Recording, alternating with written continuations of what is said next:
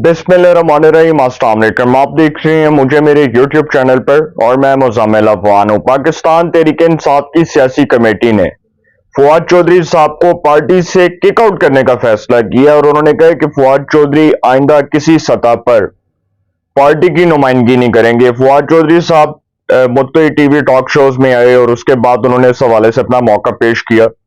उन्होंने तहरीक-ए-इंसाफ की सियासी कमेटी को हत्वे तनकीद का निशाना बनाया और उन्होंने कहा कि तहरीक-ए-इंसाफ में वो लोग बैठे हैं जो एस्टेब्लिशमेंट के हमायती हैं, एस्टेब्लिशमेंट हमायती सोच के लोग हैं और एस्टेब्लिशमेंट ने उनको इंस्टॉल किया हुआ है। उन्होंने एस्टेब्लिशमेंट के ऊपर बराह रास्त अटैक किया और फवाद चौधरी साहब ने कहा कि शेख वकास अकरम साहब KPK हाउस में रिहाइश पजीर हैं अपनी फैमिली के साथ।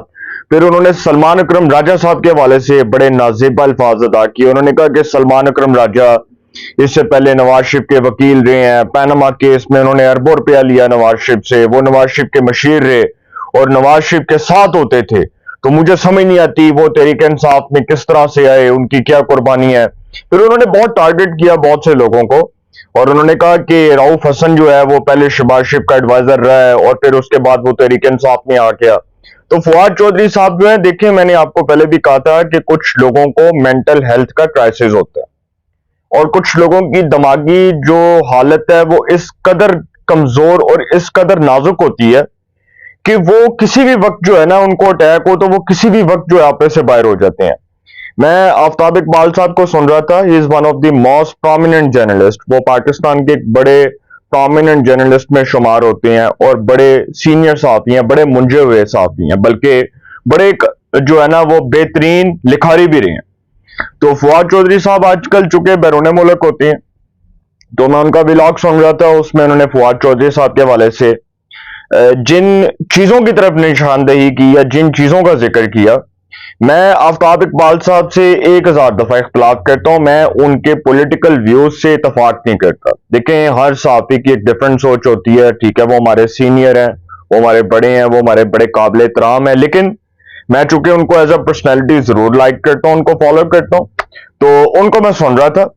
तो उन्होंने कहा कि फवाद चौधरी साहब ने इससे पहले भी हरकत की है कि उन्होंने मुबशर लुकमान साहब के ऊपर हाथ उठाया और मुबशर लुकमान साहब जो है उनको एक तकरीब में फवाद चौधरी ने थप्पड़ मारा था। इसी तरह समी इब्राहिम जो सीनियर साथी हैं उनको भी फवाद चौधरी ने थप्पड़ मारा। और इससे पहले फवाद चौधरी साहब क्या करते रहे हैं, जमात के अंदर क्या करते रहे हैं, तहरीक-ए-इंसाफ के अंदर क्या करते रहे हैं, वो किसी से ढका छुपा नहीं है। उनका किरदार, उनकी शख्सियत इस हद तक मुतनाज़ हो चुकी है कि उनको तहरीक-ए-इंसाफ कबूल करने के लिए तैयार नहीं है। तहरीक-ए-इंसाफ की सियासी कमेटी जिसमें बहुत सीनियर लोग हैं, उनके हवाले से फवाद चौधरी ने कहा कि यह सियासी कमेटी बुराए नाम बनाई गई है, ये इमरान खान साहब को 2 साल तक रिहा नहीं करवा सकी, ये इमरान खान के लिए कोई आवाज नहीं उठा सकी। तो फवाद चौधरी साहब अगर वो इमरान खान के लिए आवाज नहीं उठा सके तो आज वो इमरान खान के साथ खड़े हैं। बैरिस्टर गौहर अगर पार्टी का चेयरमैन बना है तो वो अपनी मेहनत से बना है, वो पार्टी का वकील था, वो इमरान खान का वकील था। शेख वकास अकरम से मुझे 1000 दफा इख्तिलाफ है और 1000 दफा इख्तिलाफ इस बुनियाद पर है कि वो बंदा ट्रस्टी नहीं है। उसने हर जमात का मजा लिया, हर जमात में उसने इक़्तिदार का चस्का लिया। पहले वो मुस्लिम लीग काफ में वजीर ममलिकत रहे, बुराए जो है वो तालीम के, जब जरदारी साहब की हुकूमत थी 2008 से 2013 तक, उस वक्त वो मुस्लिम लीग काफ का हिस्सा थे। फिर जैसे ही काया पलटी और वो तमाम जितने भी सियासी कश्ती के मुसाफिर थे, जब उन्होंने देखा कि कश्ती जवाल पजीर होने जा रही है और कश्ती डूबने जा रही है समंदर में, तो उन्होंने छलांग लगाकर दूसरी कश्ती में शमूलियत इख्तियार कर ली। तारिक अजीम साहब, उसके बाद मारवी मेमन, शेख वकास अकरम, बहुत से सियासतदान थे। उसमें बहुत से पीपल्स पार्टी के लोग थे जो मुस्लिम लीग नून में शामिल हुए, क्योंकि नजर आ रहा था कि 2013 के आम इंतखाबात से कबल कि नून लीग की बात चल पड़ी है तो नून लीग की हुकूमत आ रही है। शेख वकास अकरम साहब के वालिद शेख मोहम्मद अकरम, उन्होंने नून लीग का टिकट लिया, नून लीग में शमूलियत इख्तियार की, नवाज शरीफ से, शहबाज शरीफ से मुलाकात की और जंग से मुस्लिम लीग नून ने शेख वकास अकरम के वालिद शेख मोहम्मद अकरम को रुकने कौमी असेंबली का टिकट जारी किया। MNA की सीट पर इलेक्शन लड़ाया और वो जीते, MNA बने। 2018 में जैसे ही टेल चेंज हुआ, हवा जो है एकदम चेंज हुई और पता चला कि जी खान साहब आ रहे हैं, क्योंकि बाजवा साहब को बड़ा शौक था खान साहब को लाने का। तो बाजवा साहब ने वो एक्सपेरिमेंट करना था, तो सारे खान साहब की कश्ती में सवार हो, चलो जी खान साहब वाल चलने, खान साहब की तरफ चले गए। तो अब भी यही हो रहा है। अभी भी फवाद चौधरी साहब कह रहे हैं कि जी उस जमात का ये नाम और निशान इन्होंने खत्म कर दिया, इनका कोई, वो कह रहे हैं मैंने 7 महीने जेल काटी। भाई किस लिए काटी? अपने गुनाहों की वजह से काटी, अपने जराइम की वजह से काटी। आप उन लोगों में शामिल थे जो इस्टेब्लिशमेंट के ऊपर तनकीद करते थे, आप उन लोगों में शामिल थे जो सरासरा दिन झूठ बोलते थे, आप उन लोगों में शामिल थे जो नवाज शरीफ, मरियम, हमजा, खाकान अब्बासी, शबाज शरीफ, ख्वाजा आसिफ, एहसन इकबाल, ख्वाजा साद रफीक, आप अपने तमाम मुखालफिन के खिलाफ प्रेस कॉन्फ्रेंस करने आ जाते थे और फिर आप झूठ का पलंदा उठाकर, वो कागज उठाकर आप मीडिया टॉक करते होते थे, क्योंकि आप मिनिस्टर थे ना इंफॉर्मेशन एंड ब्रॉडकास्टिंग के। तो फवाद चौधरी साहब की सर दाल नहीं गलनी। तहरीक इंसाफ की सियासी कमेटी ने फैसला कर लिया है और इमरान खान साहब को यह बता दिया गया है कि खान साहब ए बंदा तुसी जे पार्टी च रखिया तो तुसी अपना नुकसान कराओगे। और फवाद चौधरी के जो भाई हैं फैसल चौधरी साहब, वो तो वैसे ही जो है उनसे लोग तंग आए हुए हैं, क्योंकि फैसल चौधरी साहब जो है उनकी तो कोई कंट्रीब्यूशन नहीं है ना पार्टी के लिए। फवाद चौधरी साहब की कोई कंट्रीब्यूशन नहीं है। फवाद चौधरी साहब की एक कंट्रीब्यूशन जरूर है कि फवाद चौधरी साहब ने सियासी जमातें बदलने का एक आलमी रिकॉर्ड कायम किया। मुशर्रफ के दौर से लेकर, जरदारी साहब के दौर से लेकर, नून लीग के दौर से लेकर, पीटीआई के दौर से लेकर अब तक उठाकर देख लिया उनका ट्रैक रिकॉर्ड किया। मुशर्रफ के वो बड़े स्पोक्स पर्सन हुआ करते थे, उनके हमायती थे। गिलानी साहब की हुकूमत में उनके वो एडवाइजर थे। नून लीग ने उनको वैसी घास नहीं डाली। उसके बाद पाकिस्तान तहरीक इंसाफ में वो शामिल हुए। उसमें शामिल होने से पहले जब वो सहाफी बने, फिर जब वो क्या नाम था नवाबजादा मतलूब मेहदी, मेरा ख्याल है शायद जेलम से, वो जो मुस्लिम लीग नून के रुकने कौमी असेंबली थे जिनकी वफात के बाद वो हुआ था, नवाबजादा हैदर मेहदी थे। नवाबजादा हैदर मेहदी साहब जो नवाज शरीफ के देरीना और वफादार दोस्तों में शुमार होते थे, उनकी वफात जब हुई थी उस वक्त नून लीग की हुकूमत थी, नवाज शरीफ वज़ीर आज़म थे मेरा ख्याल है। और नवाज शरीफ की उस वक्त हुकूमत थी 2016 की, आई थिंक मैं बात कर रहा हूँ 2016 या 17 की बात कर रहा हूँ। तो उनकी वफात के बाद नून लीग की हुकूमत में ही बाई इलेक्शन हुआ और उस बाई इलेक्शन के अंदर नवाबजादा हैदर मेहदी जो उनके साहिबजादे हैं, उन्होंने फवाद चौधरी को शिकस्त दी। वो एक अलग बात है कि 2018 के आम इंतखाबात में फवाद चौधरी को जितवाया गया, लाया गया और लाकर फिर मुसल्लत कर दिया गया। तो फवाद चौधरी साहब जैसे आए थे वैसे ही जा रहे हैं सर। तहरीक इंसाफ ने उनको घास नहीं डालनी, वो इक़्तिदार का जो मजा लेना चाह रहे हैं, जो कुर्सी वो चाहते हैं तहरीक इंसाफ में, वो उनको नहीं मिलनी, क्योंकि तहरीक इंसाफ को यह पता चल गया है कि फवाद चौधरी जैसे जो लोग हैं, जब मुश्किल वक्त आता है तो पांव पड़ लेते हैं, जब मुश्किल वक्त आता है तो तरला पा देते हैं और तरला.com डालकर कहते हैं कि जी खान साहब के साथ लॉयल है। भाई कौन सी लॉयल्टी है? आप तो 9 मई 2023 का जो वाकया हुआ था वो प्रेस कॉन्फ्रेंस करके अब दम दिखा के दौड़ गए।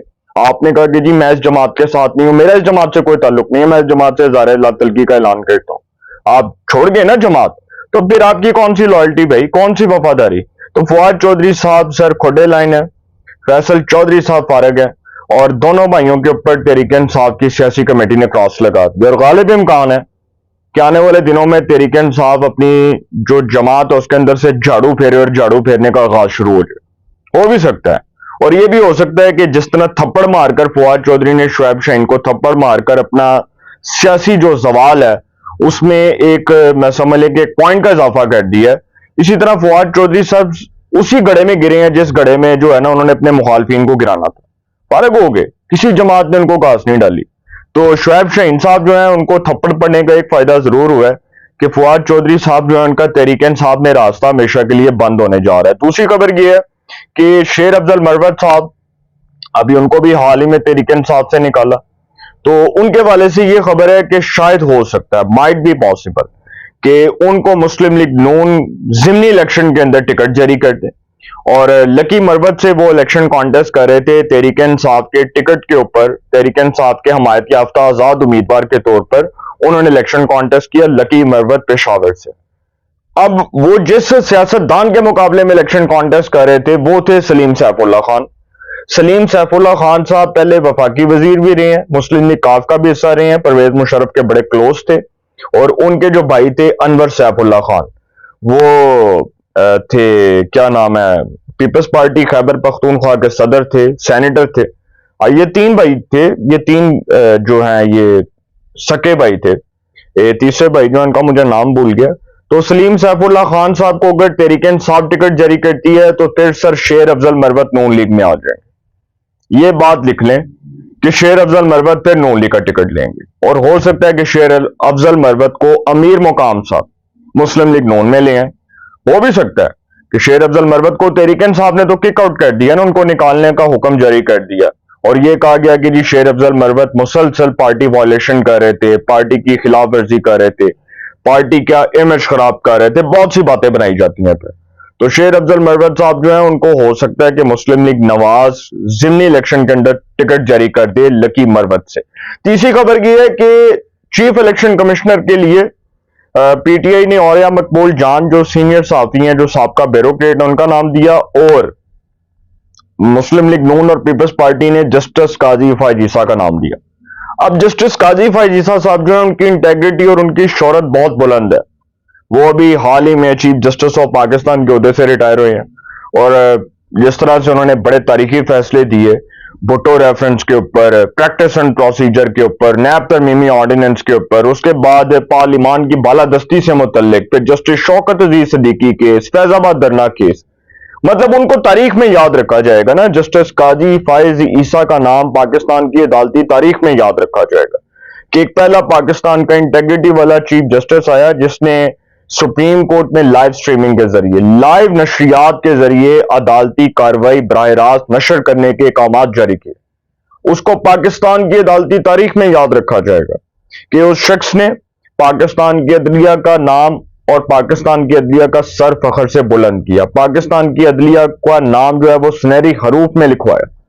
तो जस्टिस काजी फायज ईसा साहब का जो नाम है जी वो हुकूमत ने और पीपल्स पार्टी ने काफी हद तक फाइनलाइज कर लिया बतौर चीफ इलेक्शन कमिश्नर।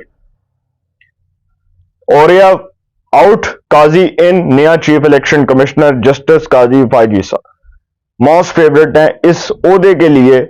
अभी तक वो मोस्ट फेवरेट कैंडिडेट के तौर पर शुमार हो रहे हैं। अपनी राय का कमेंट्स में जरूर इजहार कीजिएगा। इंशाल्लाह एक नए सेगमेंट के साथ पे मुलाकात होगी। अपना बहुत ख्याल रखिएगा। आला निगहबान।